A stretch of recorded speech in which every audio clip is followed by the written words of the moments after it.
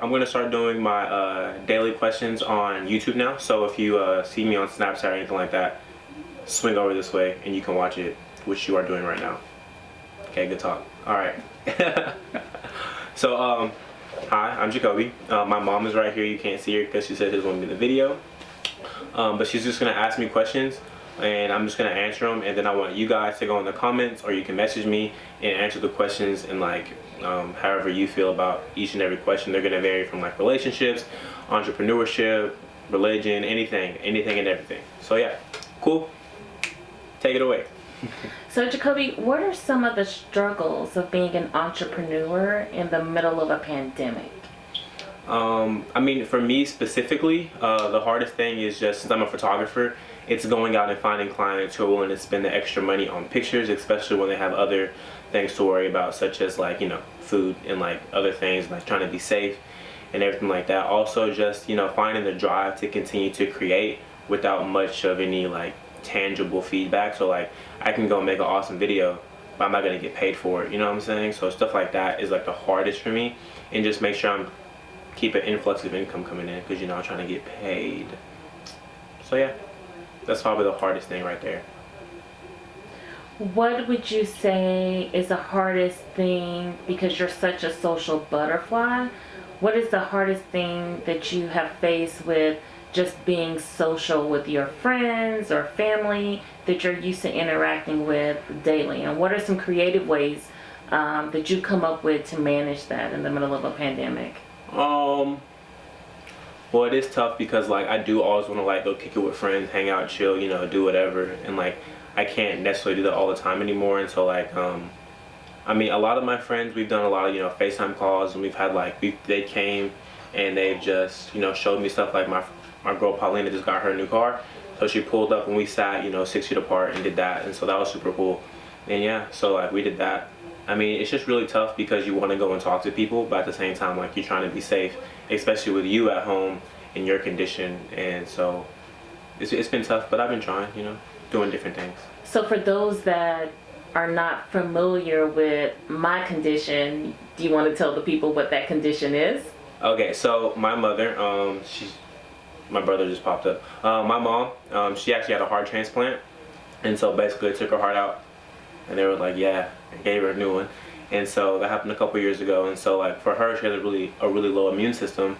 And so like right now during this whole pandemic, she's really high risk. And so like her contracting any virus or even getting regular sick is like really life-threatening for her. And so yeah, it's just really tough. So like, that's a thing that she's had, and like a lot of women on our side of the family have to struggle with it in the past and in the present and even in the future. So yeah, that's her condition. So why don't you explain what are some precautions that we have to take in home because I'm immune compromised? Clean.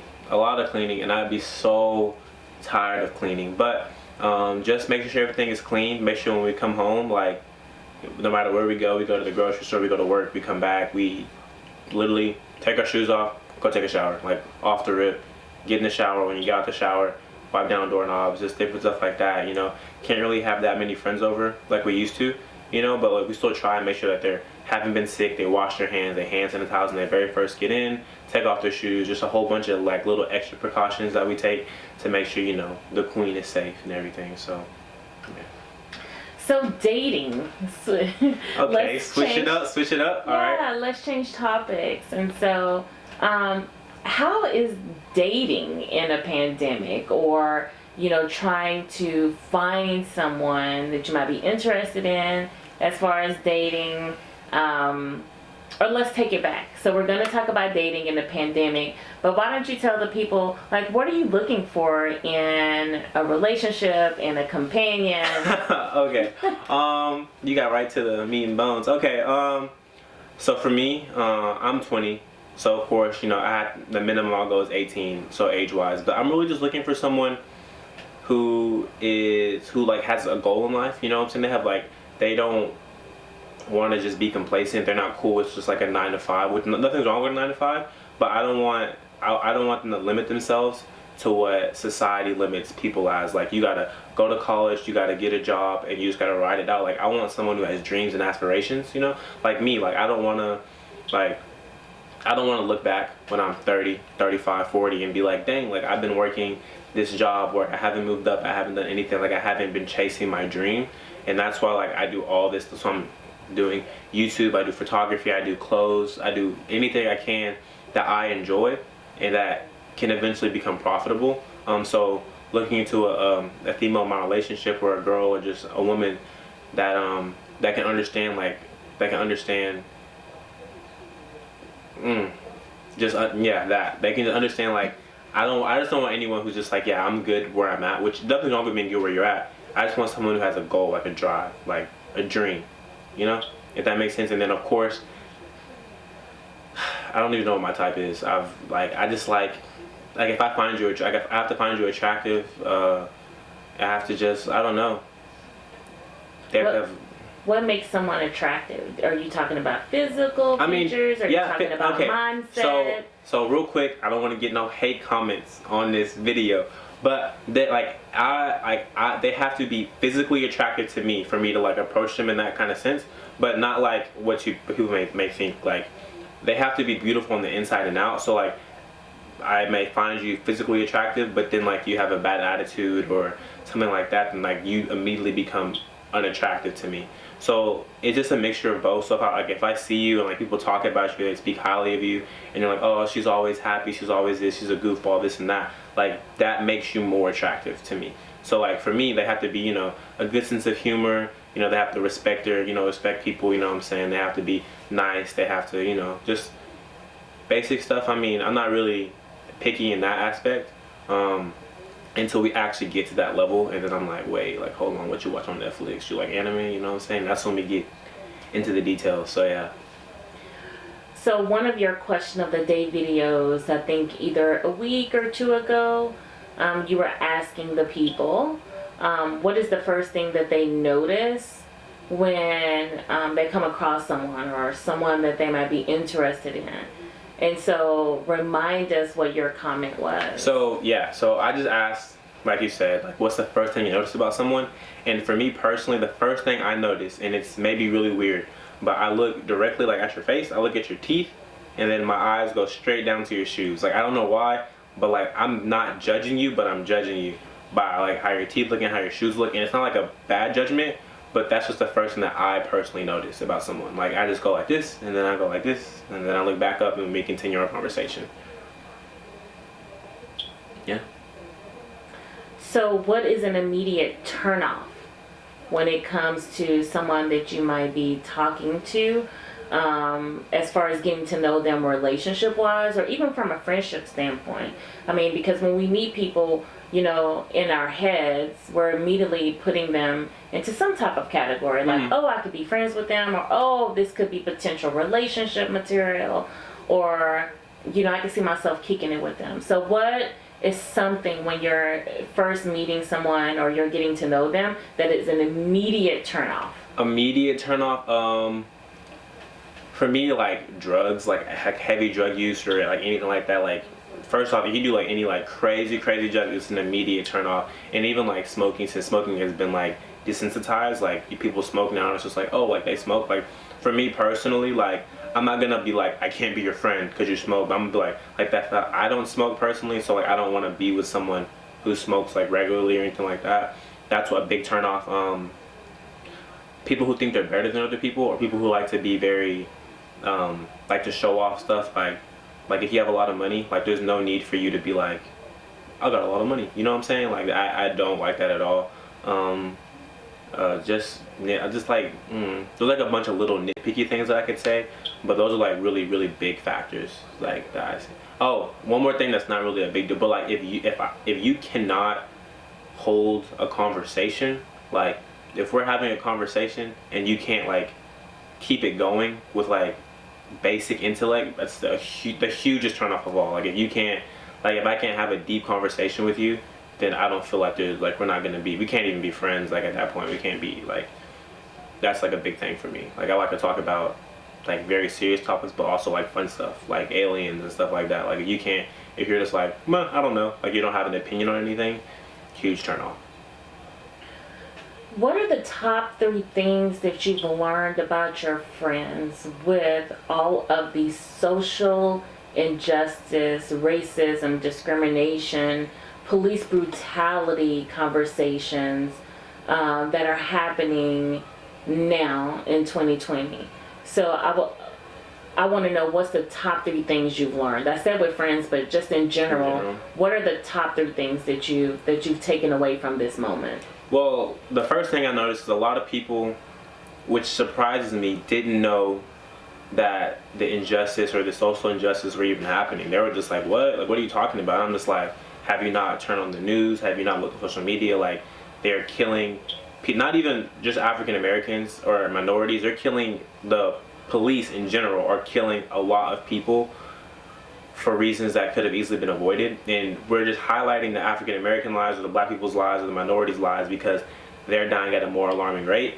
And a lot of my friends didn't get it. The second thing is a lot of people just do what's socially acceptable instead of like what they truly mean. And like, honestly, I would respect people more if they're like, honestly, like, I don't support Black Lives Matter, I don't think this is happening. I would respect them more than posting a black square and then deleting it 2 days later and then continuing to do what they were doing. And then, like, you know what I'm saying, they just did it so they would be like, okay, I did that, that's it. Like, they didn't sign a petition, they didn't try to donate, they didn't even like research to be more knowledgeable for themselves. Like, that's another thing I learned. And the last thing I really learned is that and this is something that I find really crazy about a lot of black people, African American people in general, that they've had so much pent up anger and aggression with no really real release.